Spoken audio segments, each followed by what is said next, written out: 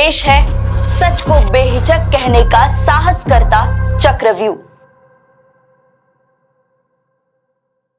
नमस्कार, मैं सुदर्शन चक्रधर, चक्रव्यूह में आपका स्वागत है। आज हम बात करेंगे इंडिया गठबंधन में मचे सीटों पर संग्राम और उठापटक की।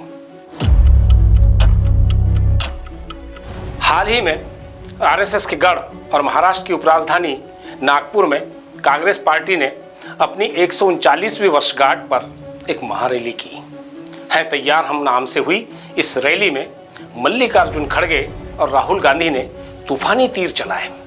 30-35 हजार लोग भी जुटे, लेकिन इसका नतीजा क्या हुआ? क्या कांग्रेस पर लोगों का भरोसा बैठ गया? राजनीतिक विश्लेषकों को इस पर संदेह है। यह संदेह इसलिए भी है क्योंकि कांग्रेस तो इस आम चुनाव में है तैयार हम की थीम को लेकर आगे बढ़ रही है, लेकिन जिस इंडिया अलायंस का वह नेतृत्व कर रही है उसके साथी दल कांग्रेस के साथ मिलकर चुनाव लड़ने के लिए कितने तैयार हैं? ममता, अखिलेश, नीतीश, लालू, उद्धव और केजरीवाल की पार्टियों के नेताओं की प्रतिक्रिया देखें तो साफ समझ में आता है कि ये लोग 2024 के आम चुनाव में साथ साथ लड़ने के लिए तैयार नहीं हैं। इसलिए ही है तैयार हम की जगह नहीं है तैयार हम की थीम निकलकर सामने आ रही है। यह इसलिए भी कहा जा रहा है कि ममता, अखिलेश और केजरीवाल अपने अपने शासित या प्रभावित राज्यों में कांग्रेस को कोई भाव ही नहीं दे रहे हैं।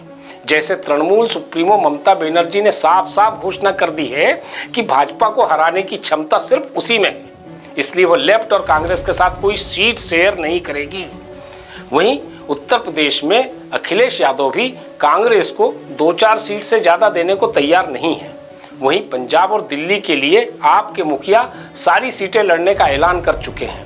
वहीं भगवंत मान कह चुके हैं कि एक थी कांग्रेस, यानी मेरे अंगने में तुम्हारा क्या काम है। लगभग ऐसा ही कुछ महाराष्ट्र में उद्धव ठाकरे और बिहार में लालू नीतीश कांग्रेस के साथ कर रहे हैं। महाराष्ट्र की कुल 48 सीटों में से उद्धव की शिवसेना 23 सीटों पर दावा ठोक रही है।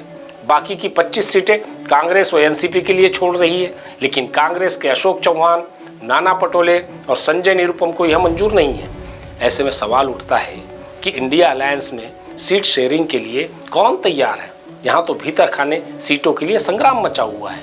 दरअसल इंडिया अलायंस ने अभी तक कोई एजेंडा नहीं बनाया है, उसने अपना नेता भी नहीं चुना है। संयोजक बनने के लिए भी मारामारी हो रही है, यानी उसके पास न नीति है न नेतृत्व है, फिर उसके मुद्दे भी घिसे पीटे ही है।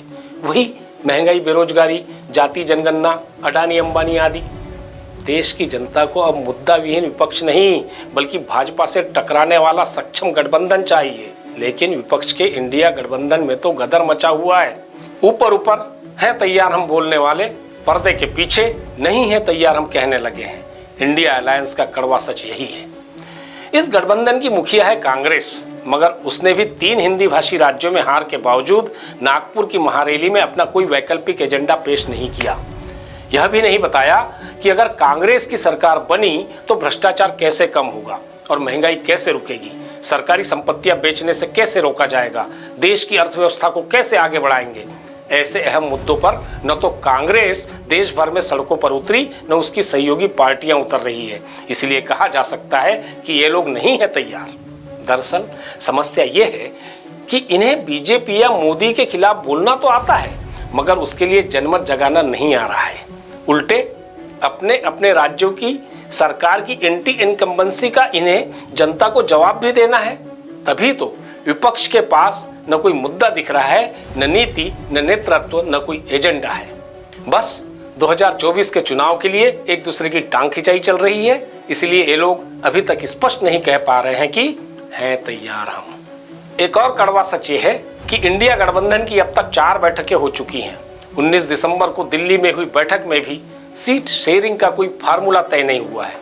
मल्लिकार्जुन खड़गे को सीट शेयरिंग समिति ने जो रिपोर्ट दी है उसका डस्टबिन में जाना तय है, जबकि 31 दिसंबर तक सीट शेयरिंग हो जानी चाहिए थी। लेकिन 31 दिसंबर बीतने के बाद भी स्थिति ढाक के 3 पात वाली ही है।